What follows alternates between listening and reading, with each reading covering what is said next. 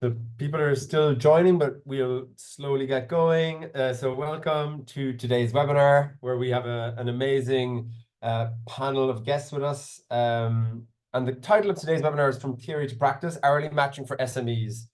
And I think this is to just shed some light on something really, really important. Sometimes folks think that hourly matching, it's maybe just for really large corporations with very sophisticated electricity procurement teams. That's not the case. And the organizations here today are going to show us why that's not the case and how they're doing it in practice. Even though they, them and their customers aren't necessarily the biggest brands in the world, they are still actively working on more transparent electricity sourcing, procurement and supply. So just a couple of quick things as we get going. So just about EnergyTag, so it's a non-profit, as you all know, enabling granularity. We do standards, we do policy work as well, and we do markets work. And that's really the focus of today's conversation, is really about enabling and showcasing how these products are being developed through this webinar series about granular matching in action. So yeah, policy is already locked in hundreds of terawatt hours of granular matching requirements between things like the European Union's Clean Hydrogen Delegated Acts, the draft rules of the US Clean Hydrogen Tax Credit, and many other examples around the world.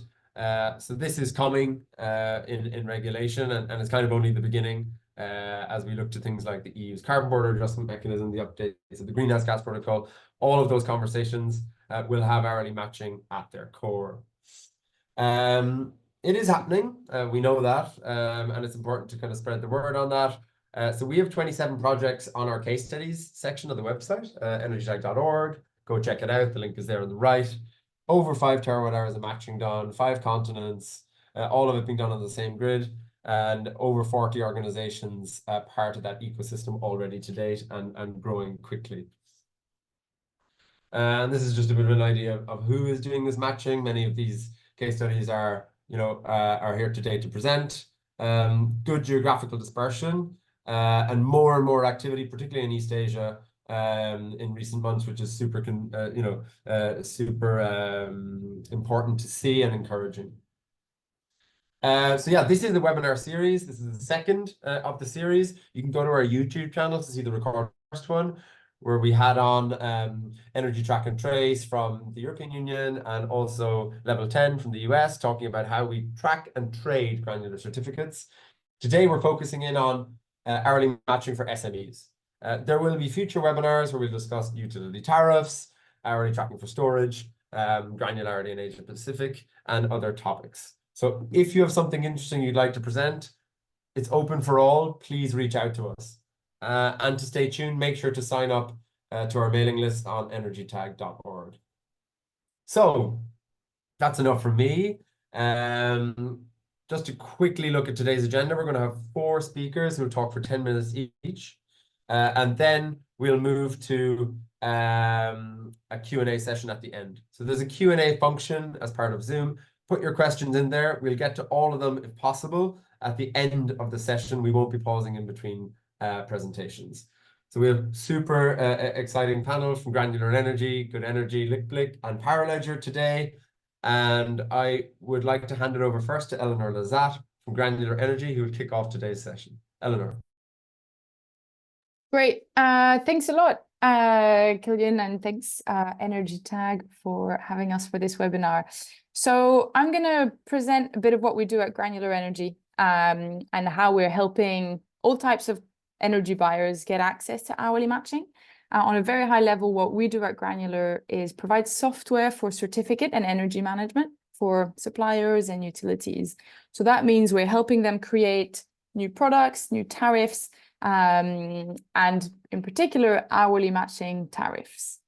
So my plan for today is actually to share with you what we've been doing and some examples. But to do so, I'd like to kind of bust 3 hourly matching myths that I want to prove wrong and kind of through that demonstrate the possibility and availability of hourly matching for all or for wider groups. So the first one is that hourly matching is more complicated than annual matching. Second is around the price. And the third is that it's only for large businesses, and that's where I'll spend most of my time. But the first one, hourly matching, more complicated than annual matching. This kind of suggests, if hourly matching is more complicated, it might have a more limited audience. That's a comment that I get quite a lot. Actually, hourly matching is more intuitive, and a lot of people on green tariffs assume they have something closer to hourly matching than annual matching. In annual matching, nighttime consumption can be covered by daytime generation, same over different seasons, winter consumption can be covered by summer. And this doesn't necessarily reflect the physical possibilities or the physical reality of renewables or carbon-free energy that we have on the grid. Hourly matching brings that closer together, and brings it a bit closer to what a lot of energy buyers think they get today when they're told they're on a green tariff, which is, I'm consuming electricity right now, there's probably something at the same time working together. And so there's the trust in this annual matching system is eroding. There's more and more articles, research, discussions around, is annual matching a form of greenwashing or just being more conscious of the limitations there.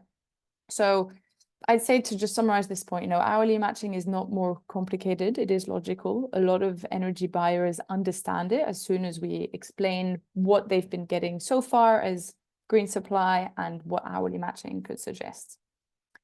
The second myth is that hourly matching is expensive, and then again, thus, limited to those to certain groups. The first thing to clarify here is the difference between 100% hourly matching and just talking about hourly matching. When we talk about hourly matching, we don't necessarily mean, 100% every hour of every day powered by carbon-free renewables. There is a few companies who have that ambition, which is fantastic, and we do encourage that. However, hourly matching is also understanding where we are today, having a look in that level of granularity and the procurement at the resources available. So that's the first thing I'd say. It doesn't have to be aiming for the very top. And then kind of connected to that, there's been some research from Princeton, and I think TU Berlin did some as well, and I've put some links in the presentation. I guess it might be shared, the presentation might be shared later. The cost of hourly matching gets, hourly matching gets very expensive if you're aiming for very high levels of hourly matching, things above 90, 95%. But other than that, if you're aiming to just demonstrate the hourly matching and see where you are, it isn't a very heavy cost. And then on top of that, I'd say another research piece, I'm just quoting other people's work here, and this is, I think, Tom Brown and his team's work at TU Berlin. There are some low or no cost options out there as well to look into this through the form of demand shifting or demand response. And actually, I just took a screenshot here of a part of their research, which was looking at, for computing or for data centers, basically, if you connected multiple data centers together and shifted the computing needs or the work the data center was doing, connecting it to the energy procurement, there are ways to shift the demand to improve procurement, to be more cost effective in, reaching better CFE levels. So there are ways to make sure that reaching good levels of hourly matching doesn't come at an extremely high cost. And then the final point I wanted to make on price is that we're expecting about $100 billion invested in renewables by 2030. So prices of renewables will decline. We're going to have more options, more resources, more availability on this grid. And so hourly matching becomes, even at high levels, becomes more accessible. What I think is really important here is that we need hourly matching to direct or kind of help send that demand signal for which resources do we need at what time to make sure we invest these amounts in the best way, in the most efficient way, to decarbonize the grid as fast as possible. So now getting into, I think, we all agree, hopefully, that hourly matching isn't necessarily that much more complicated than your annual matching. There are ways to make sure hourly matching doesn't come at a huge price tag. And so now we need to talk about who this is for, who can achieve it, who can access it. And I think this is a really important element here. Hourly matching will be successful in its larger grid impact if it's done in a widespread or at scale way. Right? We want to be sending that demand signal for carbon-free resources at that specific time. And this works if we take a portfolio look or a full demand look and really kind of pull that demand together and say, okay, there's obviously this demand, rather than just looking at a few of the leaders or a few buyers of energy. So how can we get all buyers involved? Today, energy suppliers or energy retailers have a central role in procurement, right? They provide power to large portfolios, they balance the supply and demand, and they do the same for annual certificates. And many have green offers that they manage on behalf of their customers. So why not just add an hourly matching green offer? That's possible, and that's what we've been working very closely with suppliers on delivering. We do software, and we help these suppliers, these retailers, these brokers manage and match on an hourly granularity the green power and then the consumption that they have. It depends on the country, but usually on a hourly, so an hour or less granularity. It can be 15 minutes, can be half an hour. Energy suppliers have access to this data. They have that granular data already. So it's a question of putting it together. If we look into a bit more detail on what we do and how we've been helping energy suppliers do that, what we do is we help them build these green offers, looking at their portfolio and understanding it. Then they launch it, and then energy buyers can sign up to the tariff. And it sounds easy like this, but obviously there are some challenges, and there's quite a lot of work behind it. There's two parts to the hourly matching work that we do with energy suppliers. First part is an end-to-end support to help them develop these programs, these tariffs or products. And that's really, understanding the portfolio of each company, of each supplier, it will look different, and doing some analysis on what green offers and the hourly matching possibilities they have at hand. And then we work on algorithms, custom algorithms to work on that matching according to different needs. And so that's more the exploration work that a lot of suppliers are doing right now. And then the second piece of what we do is slightly more operational, and that's using our software to manage these offers once they're up, once they exist, once they're launched. So that is, an overview of the portfolio, how to manage your portfolio, and then work on the allocations at scale, right? If you're allocating on a half-hourly basis for an entire portfolio, the allocations can become a bit challenging. And then reporting this to the customer. And this, I think, is super important. And I think it'll tee up nicely for the next presentations. It's being able to show this information to your customers, have KPIs, have some transparency, and share hourly matching metrics with customers so they can, in a digestible and understandable way. And so we've been doing this work for a few years now. We've worked with about 30 different suppliers across 10 countries, and some of them will be sharing their experience here.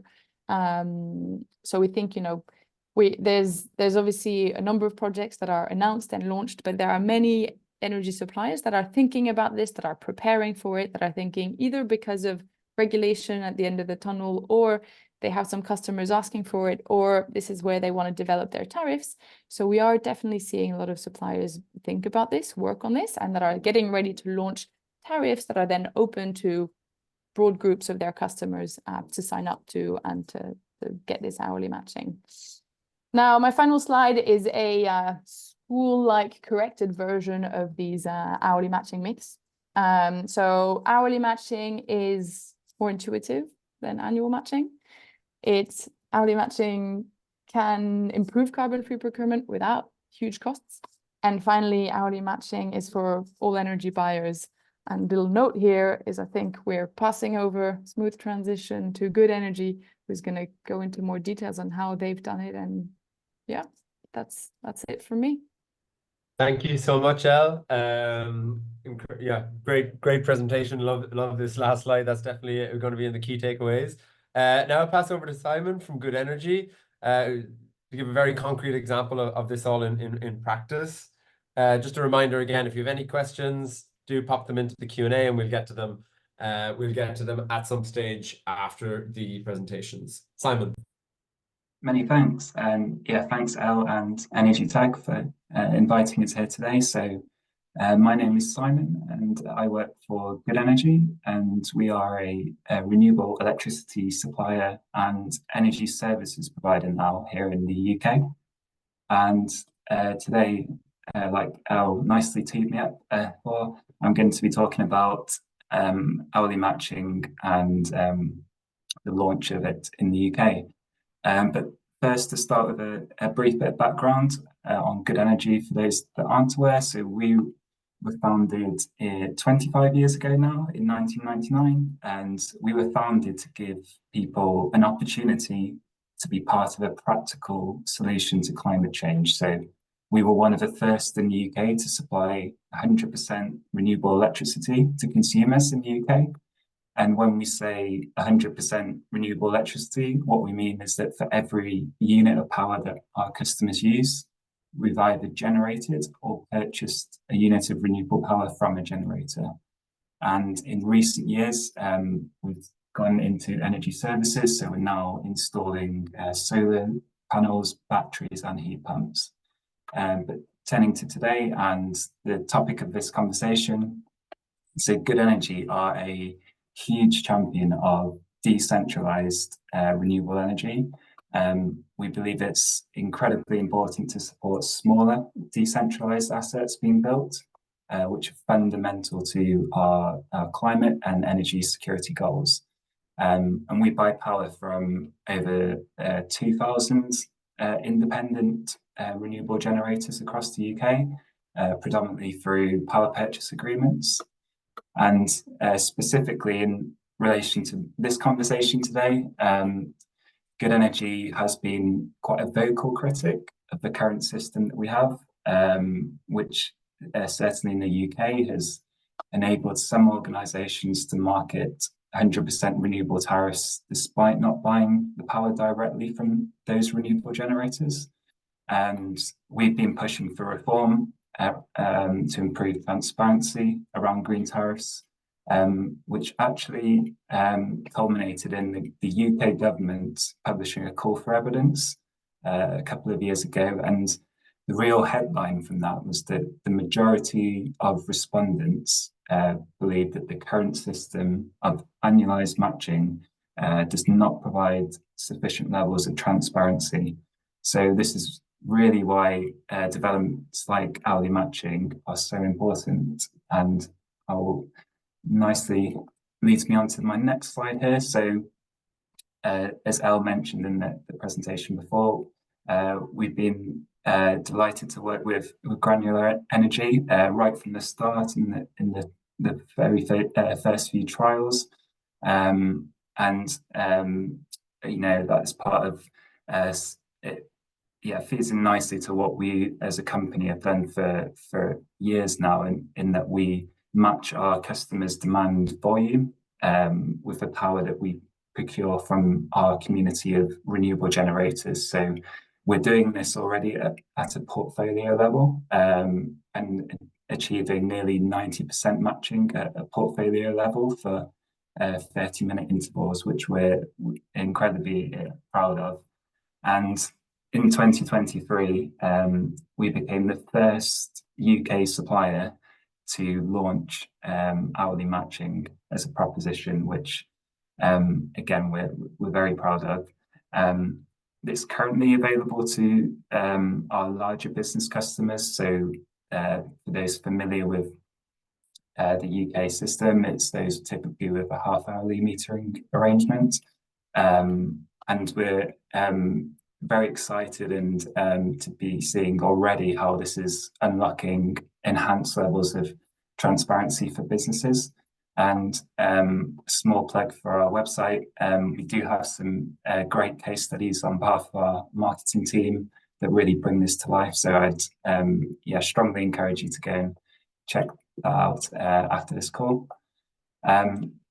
So how it all works. So for our customers, they either benefit from the Granular Energy's platform or monthly reports. And as part of these monthly reports, they're able to see which of our renewable generators are supplying their renewable electricity to cover their usage. So really bringing in fresh and new insights into your carbon reporting, for example. The reports also provide matching percentages for hourly periods throughout the day. So you get your own score, and also really allowing new insights and trends. So, for example, allowing you as an organization to see where you might be able to shift your usage to times of higher renewable generation, for example. And on the next slide, I'm going to talk briefly what we would summarize as some of the key benefits to you as an organization. So we've got a couple of quotes here on the right-hand side. So these are two of our customers that have been using the platform for a while now, and they're already seeing the benefits through the use of data and what that's meaning for transparency. And we put transparency top of the list here because the new levels of transparency that you're able to access through the hourly matching is really transformative, actually. And it's allowing organizations to calculate their carbon use with confidence. And I want to highlight one example actually here, which hopefully brings it to life a bit more.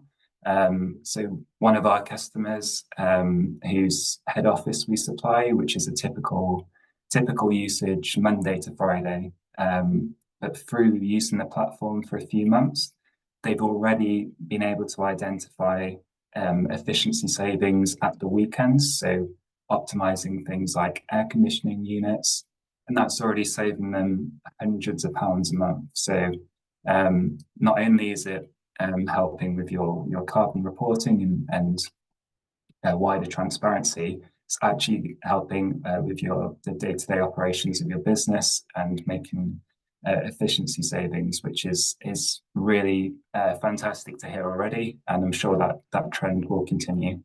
And finally, I'd just like to say as well that participating in hourly matching can really help demonstrate and enhance your wider sustainability credentials. So when you're talking to all of your key stakeholders, whether that's your customers, your shareholders, investors, etc., this is a really good message to tell. And we'd strongly encourage as many businesses as possible to have a look at hourly matching and the benefits that it can bring. And on my final slide here, I just want to leave you with a final thought. So on the previous slide, we've talked about the benefits that it can bring to you as a consumer, but what about the wider system? And this is something we are quite passionate about and interested in. And we really believe that hourly matching can help accelerate decarbonisation. So, and you as an organisation, you have a critical role because you can drive the incentives to build the right technology in the right place and to export at the right time. So what I mean by that is you can help drive the incentives for energy suppliers like Good Energy to go out and contract with renewable generators, flexibility providers, storage operators to procure generation profiles that match your demand. But crucially, those gaps where, for example, the wind doesn't blow or the sun doesn't shine. And that's what we really see the benefit with hourly matching is being able to accelerate and incentivize a truly renewable-led grid. So to conclude, we are extremely excited about hourly matching here at Good Energy. We believe it can deliver more transparency for you as consumers, but it can also at the same time enable the right incentives to build a more efficient and a more renewable powered electricity system. So that's the end of my presentation. So yeah, thank you very much. And please get in touch if you have any questions.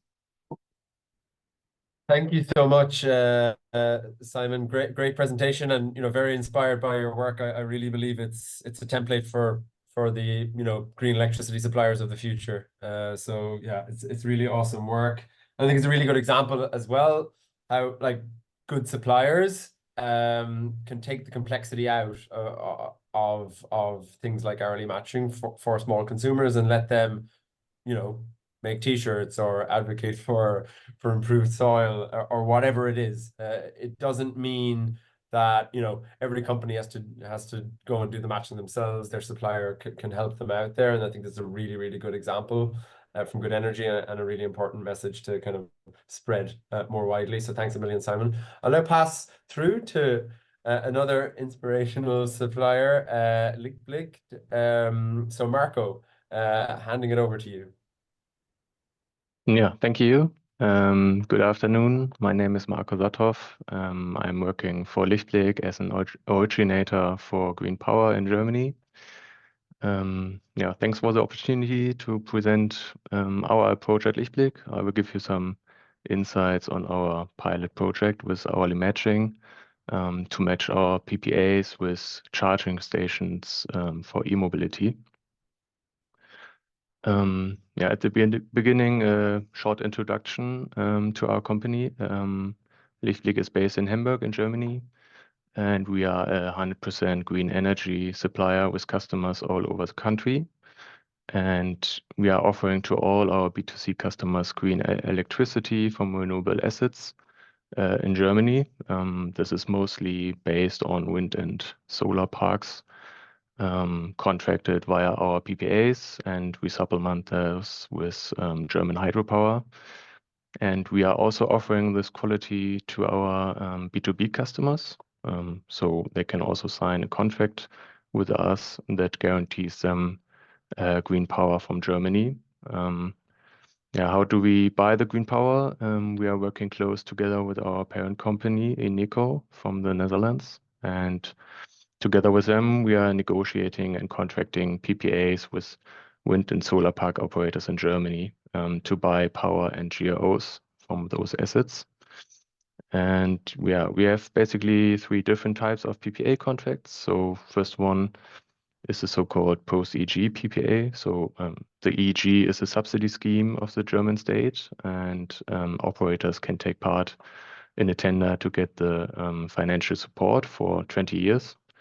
And for the assets for which the EEG ends after those 20 years, we offer a PPA to continue the operation without the subsidy. Because normally the wind parks can produce longer power than 20 years. And they need someone who is buying the power. Otherwise, it wouldn't make sense to continue the operation of the asset, and our PPA guarantees that. Second one is the out-of-subsidy PPA. So for assets that still get the EEG subsidy, we offer them to step out of it and benefit from potential higher prices on the market. That has the additional effect that we can generate GROs from those assets. Because in Germany, we have the so-called Doppelvermarktungsverbot. So we are in Germany not allowed to issue GROs if the asset receives the financial support from the government. And we as a green supplier, we have to buy the power from assets that are not in the subsidy, and we offer that to the operators. And the third one are the PPAs for new build solar parks. So for solar parks that are not built yet and maybe don't get EEG subsidy, we offer them to buy the power and GROs from the asset so that they can finance the commissioning of the asset even without the subsidy. we are contracting PPAs with third parties, but we also have our own pipeline for new solar parks. The first park was connected to the grid in 2022. I will only quickly run through this slide. I think the most important points were already mentioned earlier by Eleonore. Our status quo in Germany is that we are doing the annual matching for all customers. So on a yearly basis, our customer demand has to match the cancelled GOs. In an extreme scenario, you could only use January GOs for the whole year of your customer demand. That is the extreme scenario. We are not doing that, of course, but those examples always lead to questions regarding the trustworthiness of the GO systems or the green power supply. And because the GO supply and the power demand of the customer portfolios are not 100% synchronized with regard to the temporal granularity. And our aim is to develop the system further. You can switch to a monthly matching or even more granular to weekly or daily. But this always comes together with an increased complexity regarding your GO management. So you maybe need new solutions to manage your GO positions compared to the annual matching. And the result should be that you are still in control of your processes in the end, even if you increase the level of granularity. What are we doing in our pilot project? We are jumping from annual matching directly to hourly matching, so the most granular one. And why are we doing that with EV chargers? We think e-mobility only makes sense if the power is 100% green. And we have here a similar case to hydrogen production. And for hydrogen, hourly matching will be also an obligation in a few years. I think we have, with the e-mobility, a good and comparable use case as well to test the processes of hourly matching with the load profiles of the charging stations. The EV chargers have a very special load profile. You can see that in the example for one day of the year on the left side of the slide. And you can easily see that in regard to matching, you have a lot to do if you compare wind profiles and the EV charging profiles. That will be improving on a portfolio level, but still you can expect a lot of matching processes. So it will be a good example to check how can we implement this hourly approach in our processes. We also think hourly matching could help to implement a further price signal for GOs, additional to the power price signal on hourly or quarter hourly basis. That means GOs of a certain time period will have more value than others, depending on the balance of production and demand. We all already know that from the power market, and it could be implemented as well for the GO market. That we have with this process could serve as a further incentive for more flexibility and storage expansion in the market. And the third point, renewable production and power demand for e-mobility will increase a lot over the next years. So it is a good starting point for us to prepare our business for the next years.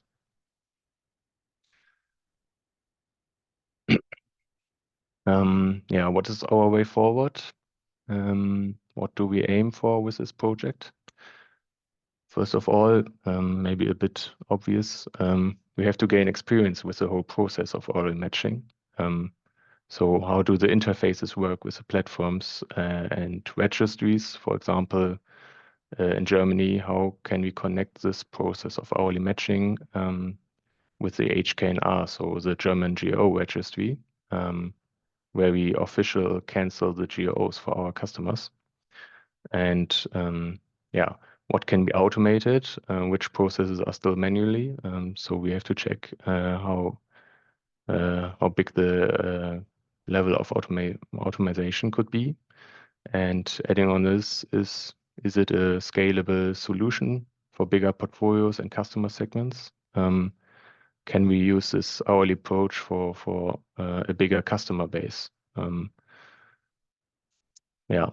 Another question, of course, is, are there any limits regarding the hourly matching? So yeah, do we have to take something into account regarding the hourly matching process?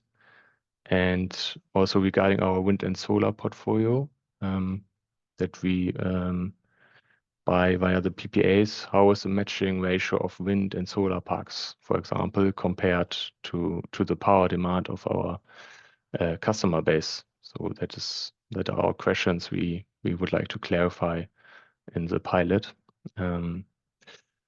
Yeah, on the customer side, we are, of course, interested to see if this could be a new product for our customers in the portfolio that we could launch. This is maybe a new standard product.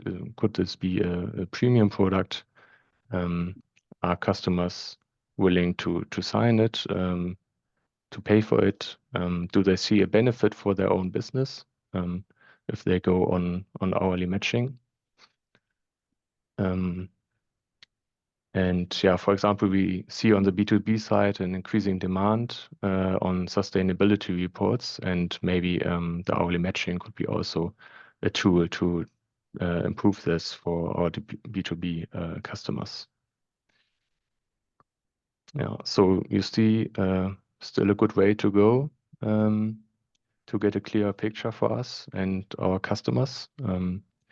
We are not that far as our colleagues from the UK, from Good Energy, but at least we have already set off on our journey. And yeah, thanks for your time and your attention. Thank you. Thanks very much, Marco. And indeed, I think it's a very interesting use case around EV charging. It's important that that is done right as well. So thanks for the presentation. And again, folks, to ask any questions in the Q&A, we will get to them. We'll now pass to the last presenter from Powerledger. Rongon, welcome. Thanks, Killian. Hey, everyone. Thanks for joining today. My name is Rongon. I am the product owner at Powerledger. So a bit of a background about Powerledger. So Powerledger is a blockchain-based software as a service solution provider. We're headquartered in Zug, Switzerland. And our operations are literally all over the world. I'm based out of Perth, Australia. And as an organization, our primary mission is to create markets that remove the obstacles of achieving 24/7 renewable energy for our customers.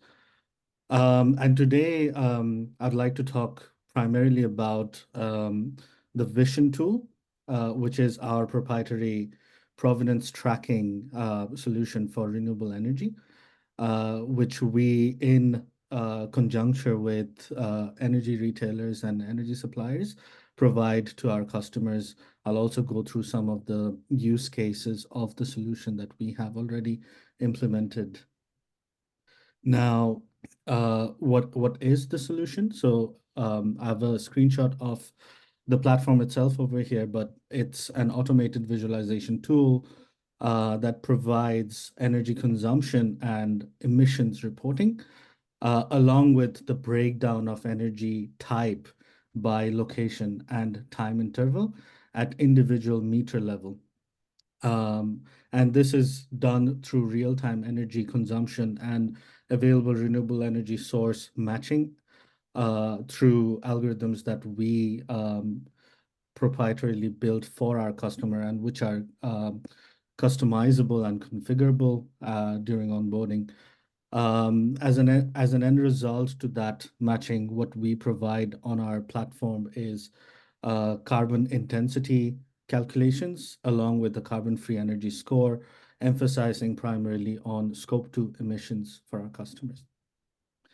Now, the purpose for Vision as a solution is to provide insights to our customers' asset synergy and demand fulfillment at the end of the day.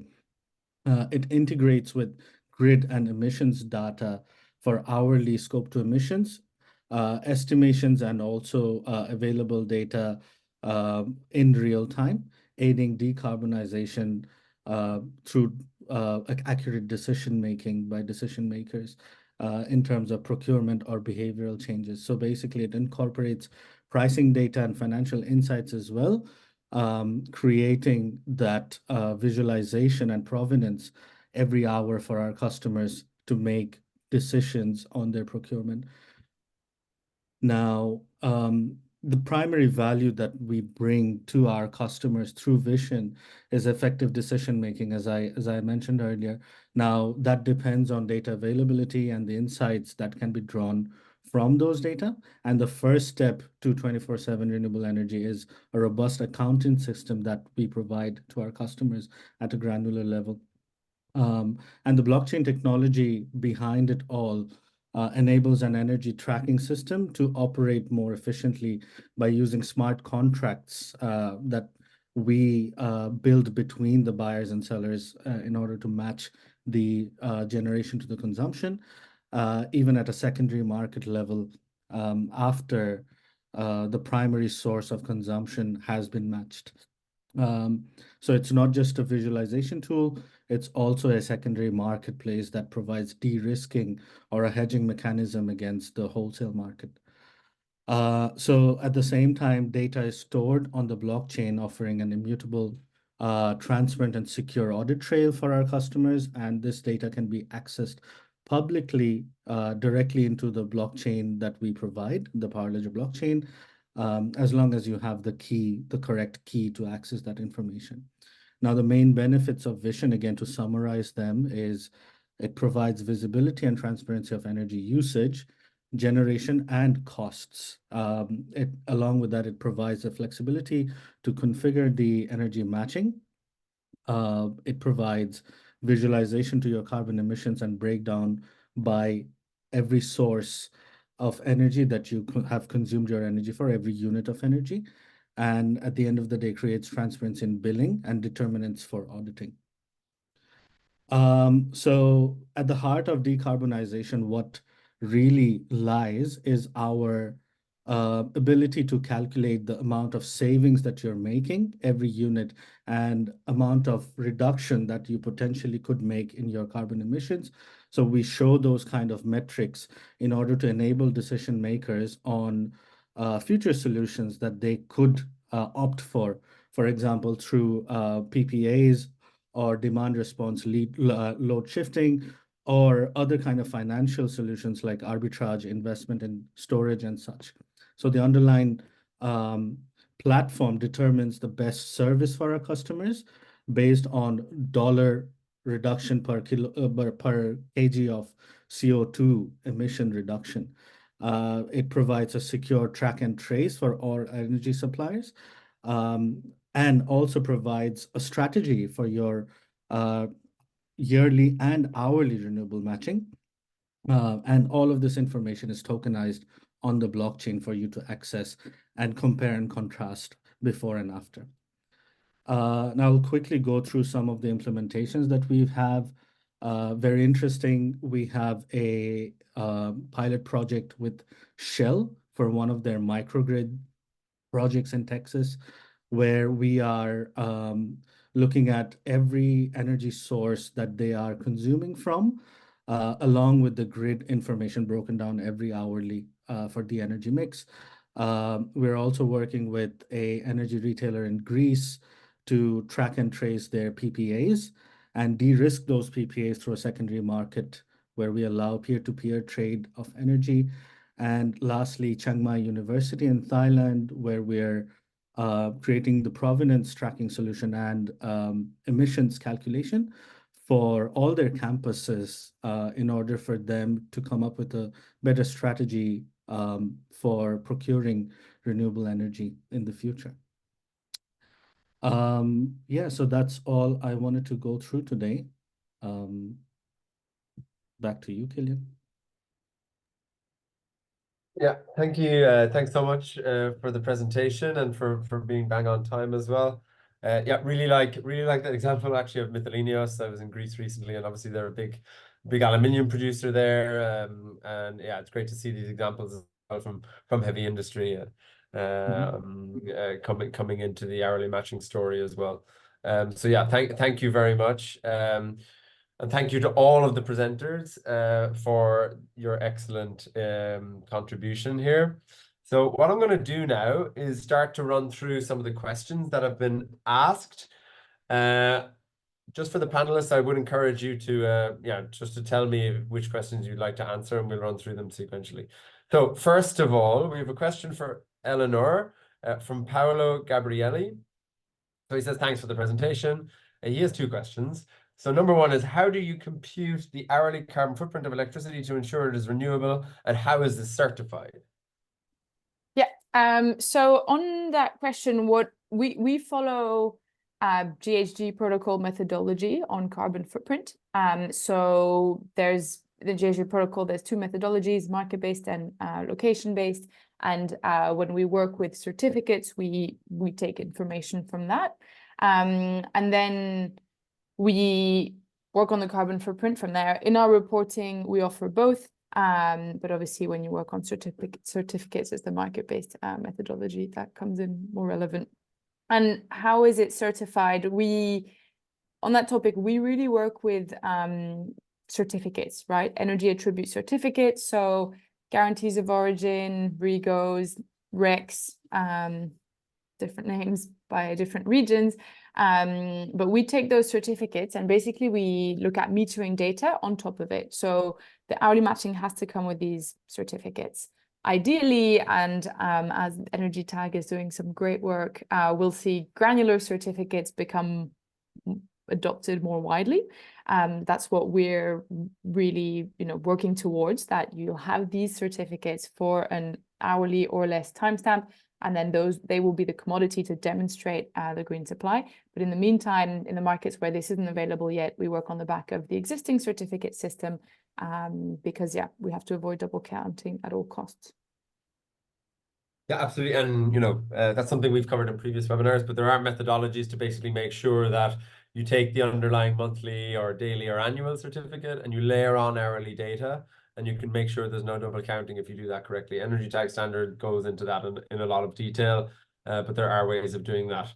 The other part of that question, Eleanor, is what are the value for the customers aside from a voluntary willingness to use 24/7 carbon-free energy? So what other value proposition is there for them? Yeah, I feel like Simon covered a bit of them while saying, why are their customers signing up for it? But I'd say there's a few which are some in the potentially longer term. There's compliance, right? Some industries are starting to require hourly matching. The big example is hydrogen. So pretty much by the end of the decade in the EU, UK, US, if you want to have green hydrogen, you're going to have to demonstrate the hourly matching and be below a certain threshold of carbon content. So compliance, or getting ready for that. I'd also say today there are a few membership-based organizations already recommending this. So an example is the UK Green Buildings Council. If you want to hit their gold standard of what a green building is, you have to do hourly matching, and they have certain levels. The RE100 is opening some work and doing a review of this as well, of how can corporates incorporate hourly matching into their RE100 targets.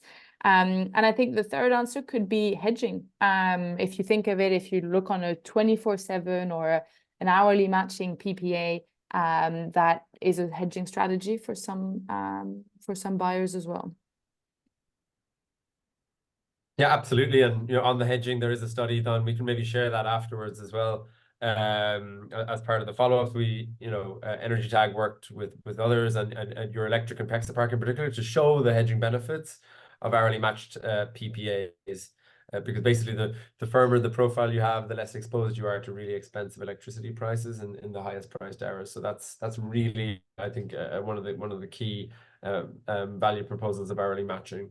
So thanks, El. I'll move to Marco. There's a question around the access to granular consumption data is essential for achieving hourly matching and to roll out the solution. The question is, how could this challenge be managed in a country like Germany? Yeah, that is a good question. So in terms of digitalization, Germany is normally not the front runner in Europe, I would say. And that is also the reason why we started with the B2B customers in our pilot project. Because on the consumption side, we have at the B2B side, we have the 15-minute metering data available at a high share. And yeah, the plan in Germany is, of course, with the so-called smart meter rollout, that we also increase the share of 15-minute metering also on the B2C side. But yeah, this process is delayed. And yeah, we are starting with B2B customers, and hopefully we have a higher share of granular consumption data in the next years, because yeah, that is of course necessary to start this whole process. On the production side, we don't have that issue, but yeah, on the consumption side, especially for B2C customers, that is in Germany still an issue. Yeah, that's right. Yeah, no, I think it's a really good question. One thing we've obviously thought about this a bit in EnergyTag as well. And one thing that can be done and is done actually for billing sometimes is to use like standardized load profiles for different types of customers to kind of get over that issue if you don't have the specific meter per customer. So that is one way of profiling, let's say, data to start doing hourly matching. There's a question from Mary Brooks. To get the efficiency of installations in the right place requires there to be an incentive for local matching as compared to matching at a national level. Sorry if I missed it. There's some extra text. But do your tariffs differentiate matching depending on geography, energy system proximity? So Elle, could you please, I know you'd like to have an answer to that, but also Simon, if you'd like to chip in after Elle also on this question. Yeah, just a quick point from us, from what we're seeing, obviously we're not a supplier, so we're not launching these offers, but we are seeing suppliers think about this as well, right? There's the time and geography element to it. And so we're helping as part of this tariff creation or tariff building. Suppliers are now thinking of different premium or more advanced green offers. And one of them is regional pools. So they'll select assets from a certain pool from your region and say, hey, you're going to be matched by one of these assets. So we're definitely seeing that as well. Sometimes with hourly matching, sometimes it's like a different offer where they're saying we're going to guarantee the regional element, but not necessarily the hourly matching. So yeah, we're seeing that in the works, and a few suppliers are launching these. Yep. And yeah, just to add to that, I think it's my slide that talked to this point, but we really see hourly matching enabling benefits around locality. So for example, in the UK at the moment, there is a huge piece of work, REMA, so the Review of Electricity Market Arrangements, which is considering how we can build more renewables in the right places across the country, so not all in Scotland, for example. And I think by using tools like hourly matching, we're already seeing some of our customers show a preference for certain assets, so certain tech types, but also they want the power source to be, for example, local to them. So we think that this hourly matching proposition can help drive that. And the consent, again, it's all about those signals it's sending, and I think location will be an increasingly important one as we go through the next few years. Yeah, thanks very much for that. Just looking through some of the other questions in the last couple of minutes. There's a question that maybe touch on and have others come in on. How are these hourly certificates priced compared to current ones? How soon do you believe that there will be a spot market for them? So actually, Aurora, Aurora is a research consultancy globally. They have done a series of studies on this, investigating the implications of moving to hourly GOs from annual GOs, and potentially the prices the price implications of that. Like today, we don't have a spot market for these certificates.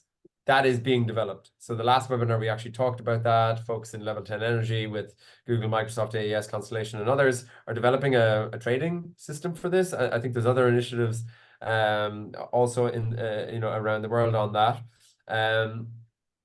Basically, it would change the way certificates are priced. So instead of having one price for certificates throughout the year, you'd have an hourly price, much like you have with electricity, for example. So of course, when it's super sunny in the middle of the day, a certificate is going to not be worth as much as it is during the nighttime when there's no wind or sun, and maybe you have to have storage transferring electricity from daytime to nighttime to still maintain a clean hourly match. And I think that is the point. Having the price of a solar certificate not change during the year, it doesn't really make sense. Doesn't really capture the times of year when green energy is most valuable and maybe when it's less valuable.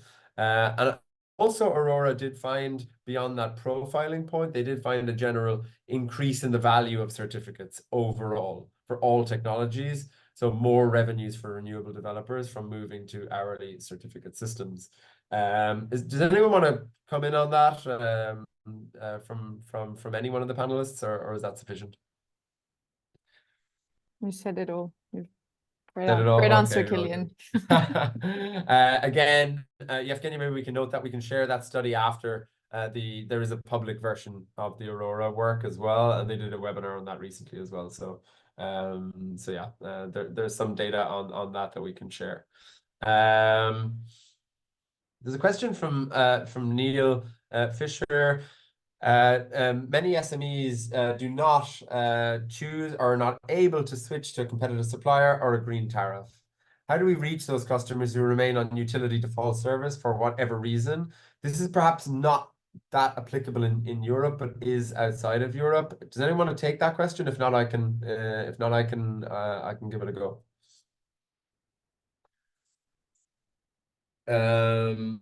Yeah, well, of course, I think one thing, and we've seen that in the US, and we're starting to see that in other places around the world, utilities can develop more advanced tariffs and basically offer them to consumers. I know that Duke Energy in the United States recently announced a program with Google and Amazon and others to develop more advanced tariffs, including an hourly matching tariff for those customers. So I think that is one way of going around it. Obviously, in a case where you have a vertically integrated utility and there is no choice at all, then that is a complicated one. If they're not offering you an hourly tariff, or maybe not even any green tariff, then the only thing you can do is, advocate for them to do so. I think that's the main thing there. And it is still the case in many parts of the world where there's no choice. And I think, that is changing over time. There's a lot of liberalization and choice coming, but it's not quite there yet everywhere. So I hope that helps, Neil. I know you're a real expert in that topic, but I hope it gives a bit of a flavor for others as well. We are nearly at time. I don't want to take any more time than we've already taken from our panelists, and obviously for the many of you who've joined today. So I'd just like to wrap up thanking all of you for coming along today. We will share the slides tomorrow. We'll also share the recording on our YouTube channel. We have the recordings of all the webinars that we do. We'll also share the 24/7 hedging study from Eurelectric and the Aurora study as well. So there'll be plenty of reading for you all to do. We'll probably run another webinar in July, just before summer break here in Europe. So do stay tuned. Make sure to be on our mailing list. You'll get all the details there, and obviously on LinkedIn where we're pretty active also. So thank you so much to all the panelists, and really have a great day, everyone. Talk soon. Thank you. Bye. Bye. Thanks. Bye.